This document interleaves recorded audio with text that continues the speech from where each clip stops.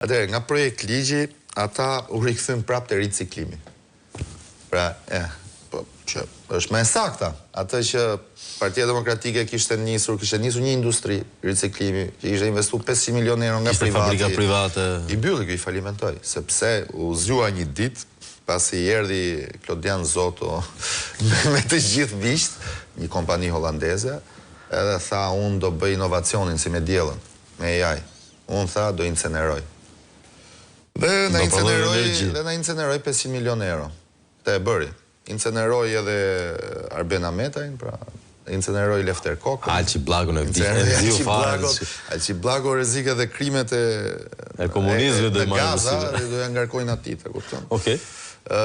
Dhe tani është kthy te riciklimi, prap me një ide super brillante. Që është? Që do bëhet një operator i madh, gjithë perat e Shqipërisë në një vend. Publiko PPP privat, që do i marri të drejtën për të gjithë riciklimin në territorin shqiptar. Thojnë që tani do jetë publike, por e kanë lënë shtegun që në të ardhmen të kaloj private. Po më fal një sekond. Për të rikthyer pak një detaj të vogël.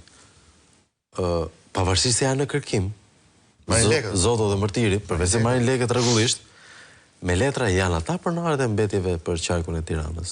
Po. Si e shmangim këtë detaj modest? 500 milionë eurosh. 500 milionë euro kanë ikur.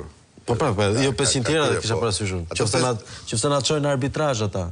Po, shiko, ne që do humbim edhe një 5-6 gjyqe në arbitrazh, këto janë sigurta. Dhe ti them që nga gjyqi Prestige Resortit 24-ës, e shumë gjëra të tjera. Pra, mund të humbim dhe gjyqin e Erion Velis në Europë. Vetë atit, pra. Erion Velia mund dali viktim në Europë. Pse? Se është një shtet që nuk bën procedur, nuk bën ligje, nuk bën letra. Dhe normalisht bën vullnetin e një individi dhe kanë për t'i humbur. Por kjo e riciklimit me një fjalë tani, jo riciklimi si term, por plani tyre për të bërë riciklim, se atyre mendja e shko vetëm për shejtanllik, do jetë gropa e ardhshme financiare në xhepet e qytetarëve shqiptarë, dhe kosta do i rrisi pafund.